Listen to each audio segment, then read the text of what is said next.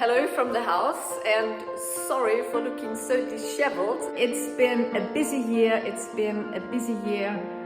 Working, teaching, building the house. It's been a while since my last vlog. I've been living in my house for 8 months now, but there's still so much to do, like the interior decoration, choosing and ordering lamps, rugs, pieces of furniture, and planning the garden. But today I want to continue with the story of building the cottage, and I want to tell you what happened after the Swedish builders had left. We could finally start and focus on the interior works like plumbing, electricity, ventilation, insulation, and drywalling. I'm here in the house because tomorrow the workers will start putting up walls. They will hide all the cables and wires behind the walls, and it will start looking like a house. The painter also started to work on the outer facade. I was at my office when my mother phoned me up and sent me photographs of the first red parts of the house. And I was so excited that my little red cottage finally turned red. And then, 11 weeks after the start of building, the house was connected to the local electricity and water networks and to the sewage system. And finally there was light. And it was time to start doing things by myself, like clearing the property and getting rid of all the trash. I'm here all by myself. Maybe you can guess from my clothes what I've been doing. I've been painting. And I've been painting the room, the little rooms, only 6 square meters, but the little room where all the electricity and the water pipes are installed, and the tiles will be laid in 3-4 days, and then we will get the heating finally inside the house.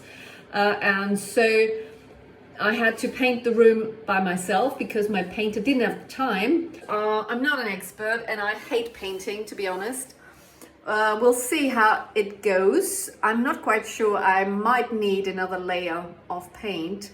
Here you can see the before and the after. Anyway, I think I will need another hour or 2 and we'll see how it goes and if I can finish it today.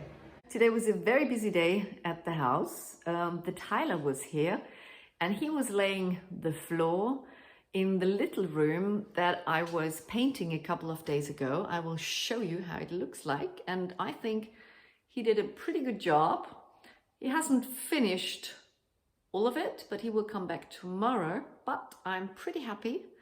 And this is the first room with a proper floor. I can't wait to see more of it. There were a few setbacks in these weeks. I had ordered a rather large bathtub, and long after its delivery I realized that it was far too big for my bathroom and I had to send it back. But then disaster struck 3 days before Christmas. I had ordered an air-to-water pump for heating and cooling with a single appliance, a so-called monoblock inside the house. And the plumber planned to install the monoblock in the technical room because I wanted to bake out the house over Christmas when no interior works were being carried out. I was Christmas shopping when my plumber called me and told me that we had a leak in one of the pipes of the underfloor heating.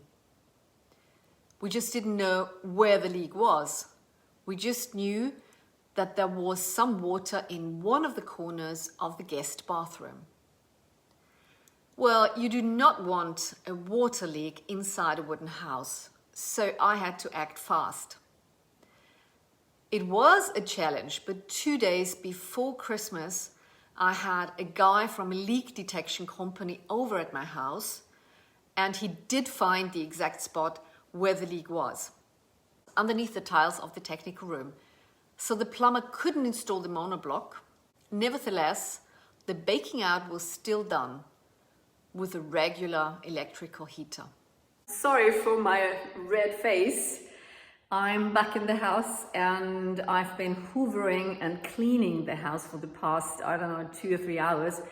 And it's got 40 degrees here in the house because we have switched on the heating before Christmas.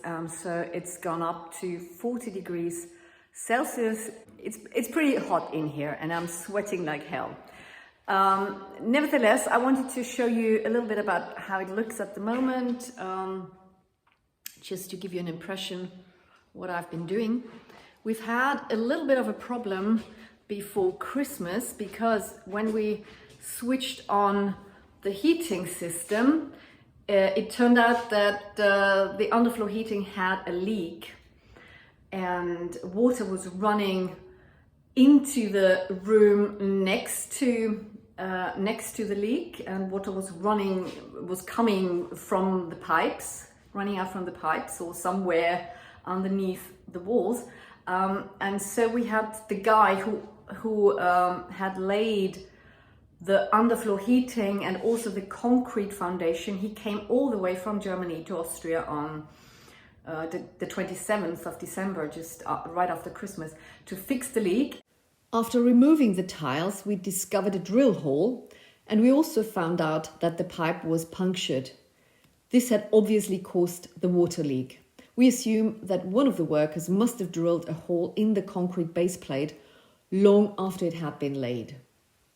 But now everything is fixed. In 1 or 2 weeks' time, the painter will come and will paint, and the tiles will be laid and the floor will be laid. So we're still roughly in time and we hope to finish as soon as possible.